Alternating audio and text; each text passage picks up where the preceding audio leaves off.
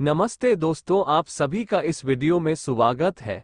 आज हम इस वीडियो के माध्यम से द्वापर युग में हुई महाभारत के एक पात्र महाबली भीमसेन व हिडिंबा के पुत्र घटोत्कच के बारे में जानने का प्रयास करेंगे कि घटोत्कच को महाभारत का प्रमुख पात्र क्यों कहा जाता है और घटोत्कच के वध के बाद श्री कृष्ण क्यों खुश होकर सिंहनाद करने लगे थे। घटोत्कच भीम और हिडिंबा का पुत्र था और बहुत बलशाली था। घटोत्कच वीर बर्बरीक खाटू श्याम का पिता था। वो महाभारत के प्रमुख पात्रों में से एक था। लाक्षागृह के दहन के पश्चात सुरंग के रास्ते निकलकर पांडव अपनी माता के साथ कामयक वन के अंदर चले गए।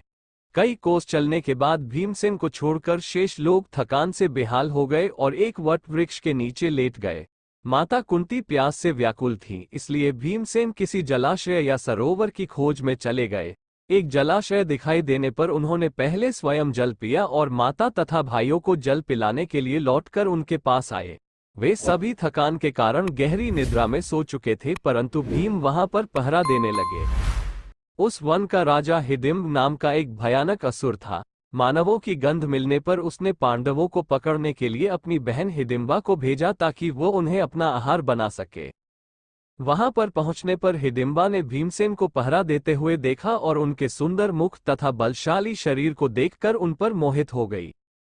उसने अपनी राक्षसी माया से एक सुंदरी का रूप बना लिया और भीमसेन के पास जा पहुंची। भीमसेन ने उससे पूछा, हे सुंदरी, तुम कौन हो और रात्रि में इस भयानक वन में अकेली क्यों घूम रही हो? भीम के प्रश्न के उत्तर में हिडिंबा ने कहा, हे नरश्रेष्ठ, मैं हिडिंबा नाम की राक्षसी हूं। मेरे भाई ने मुझे आप लोगों को पकड़ कर लाने के लिए भेजा है, किंतु मेरा हृदय आप पर आसक्त हो गया है तथा मैं आपको अपने पति के रूप में प्राप्त करना चाहती हूँ। मेरा भाई हिडिंब बहुत दुष्ट और क्रूर है, किंतु मैं इतना सामर्थ्य रखती हूँ कि आपको उसके चंगुल से बचाकर सुरक्षित स्थान तक पहुंचा सकूं। इधर अपनी बहन को लौटकर आने में विलंब होता देखकर हिडिंब उस स्थान में जा पहुंचा जहां पर हिडिंबा भीमसेन से वार्तालाप कर रही थी। हिडिंबा को भीमसेन के साथ प्रेमलाप करते देखकर वह क्रोधित हो उठा और हिडिंबा को दंड देने के लिए उसकी ओर झपटा। ये देखकर भीम ने उसे रोकते हुए कहा, रे दुष्ट राक्षस, तुझे स्त्री पर हाथ उठाते लज्जा नहीं आती? यदि तू इतना ही वीर और पराक्रमी है तो मुझसे युद्ध कर। इतना कहकर भीमसेन उसके साथ मल युद्ध करने लगे।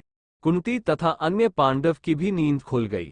वहां पर भीम को एक राक्षस के साथ युद्ध करते तथा एक रूपवती कन्या को खड़ी देखकर कुंती ने पूछा, पुत्री, तुम कौन हो? हिडिंबा ने सारी बातें उन्हें बता दी। अर्जुन ने हिडिंब को मारने के लिए अपना धनुष उठा लिया, किंतु भीम ने उन्हें बाण छोड़ने से मना करते हुए कहा, अनुज, तुम बाण मत छोड़ो, यह मेरा शिकार है और मेरे ही हाथों मरेगा।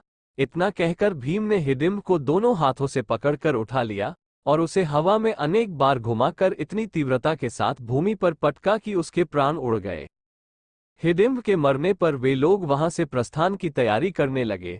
इस पर हिडिंबा ने कुंती के चरणों में गिरकर प्रार्थना करने लगी, हे माता, मैंने आपके पुत्र भीम को अपने पति के रूप में स्वीकार कर लिया है। आप लोग मुझे कृपा करके स्वीकार कर लीजिए। यदि आप लोगों ने मुझे स्वीकार नहीं किया तो मैं इसी क्षण अपने प्राणों का त्याग कर दूंगी।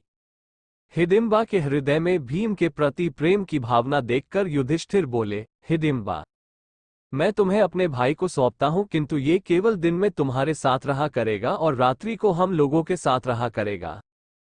हिडिंबा इसके लिए तैयार हो गई और भीमसेन के साथ आनंदपूर्वक जीवन व्यतीत करने लगी।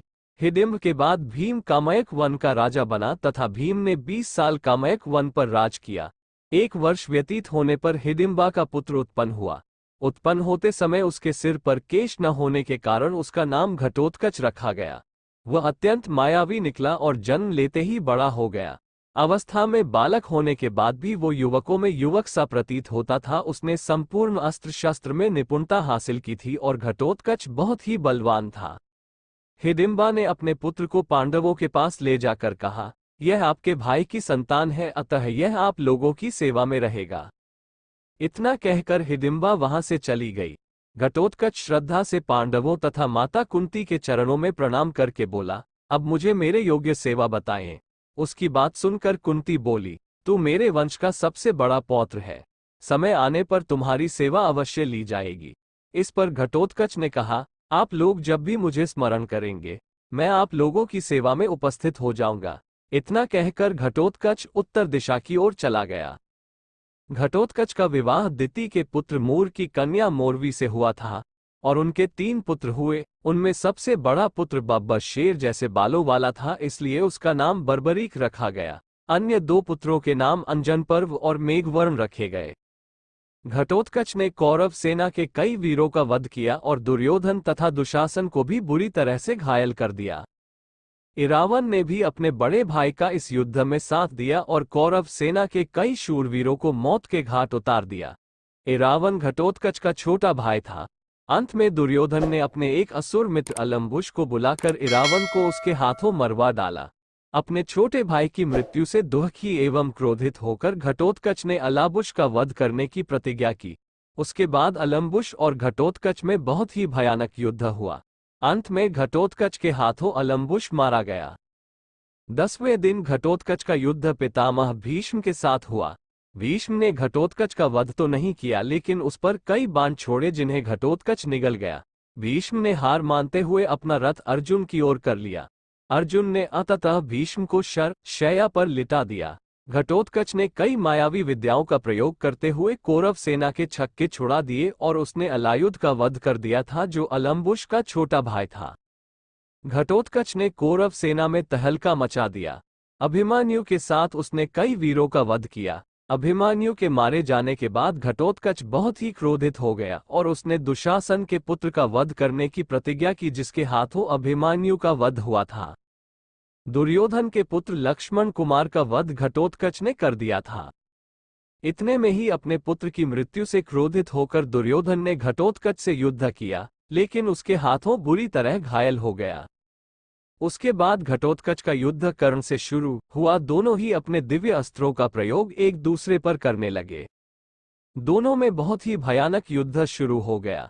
जब देखा दुर्योधन ने कि घटोत्कच को युद्ध में रोकना मुश्किल है, तो कर्ण को उसके दिव्यास्त्र का प्रयोग करने का अनुरोध किया।